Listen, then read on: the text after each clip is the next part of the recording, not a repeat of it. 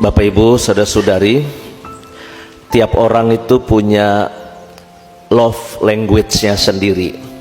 Artinya love language itu adalah bagaimana cara kita untuk mengungkapkan rasa sayang pada seseorang. Bisa orang love language-nya itu kata-kata, ya, dengan memuji, dengan mengatakan I love you, itu love language-nya kata-kata. Tapi juga ada yang lewat sentuhan, memeluk, menggandeng dan sebagainya. Ada juga yang love language-nya itu lewat makanan. Jadi ngasih makanan itu bentuk cinta kasih, ya. Friend, ayo kita makan. Nah, dia tahu itu love language-nya Romoyus kepada Nofrin. Kan nggak mungkin saya memeluk dia, ya kan?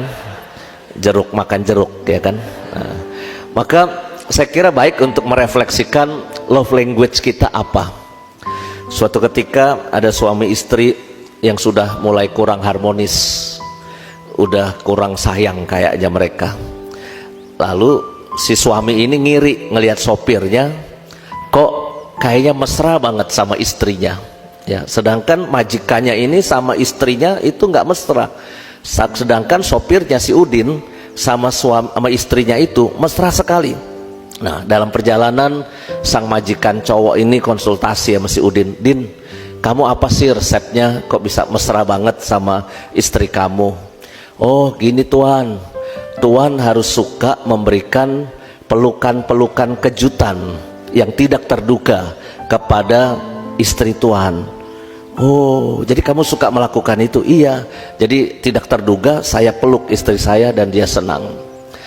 Pulanglah sang tuan majikan ke rumahnya, istrinya lagi masak di dapur, ya.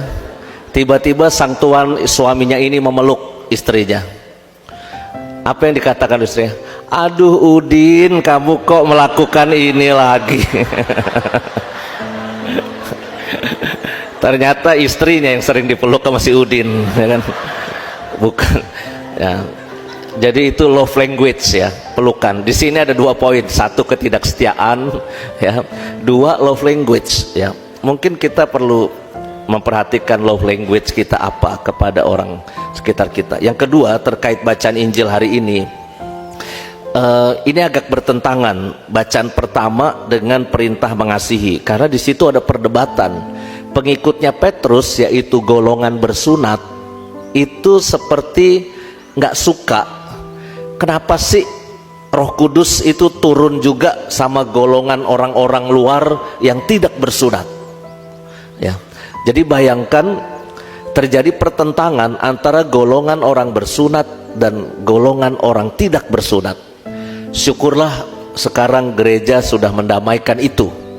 Bayangkan kalau gereja tetap memberlakukan itu, kan kasihan yang pada nggak sunat, nggak bisa masuk surga, nggak dapat Roh Kudus, ya. Tapi ternyata golongan Petrus yang memang mengedepankan orang bersunat, sedangkan Rasul Paulus yang keliling memanggil orang-orang luar untuk mengikuti Kristus walaupun nggak bersunat, itu juga berdamai lalu berhak untuk mendapat keselamatan. Apa poinnya? Kadangkala kita suka kurang cinta kasih karena apa? Mendiskriminasi orang lain. Kelompok aku, golongan aku lebih tinggi daripada yang lain, sehingga akibatnya kita cenderung kasar sama orang-orang yang menurut kita di bawah kita, yang levelnya di bawah kita. Tapi kalau sama orang-orang yang levelnya di atas kita atau sejajar sama kita, manisnya minta ampun, baiknya minta ampun. Kalau sama Romo bisa sopannya luar biasa, bisa munduk-munduk, bisa cium tangan, aduh Romo selamat pagi dan sebagainya. Kata-katanya bisa manis kepada Romo misalnya.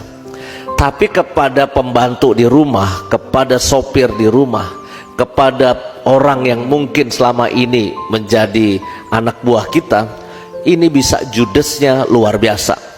Kata-katanya bisa judes, bisa kasar, bisa galak terus gitu, ya. Maka saya kira saatnya kita berefleksi juga, kasih kita itu berlaku universal nggak? Atau kita pilih-pilih? hanya yang segolongan sama kita, komunitas kita doang, gereja kita doang, yang seagama dengan kita saja kita mengasihi. Sedangkan yang berbeda, baik berbeda agama, berbeda ekonomi, berbeda level dan sebagainya, kita suka kurang cinta kasih.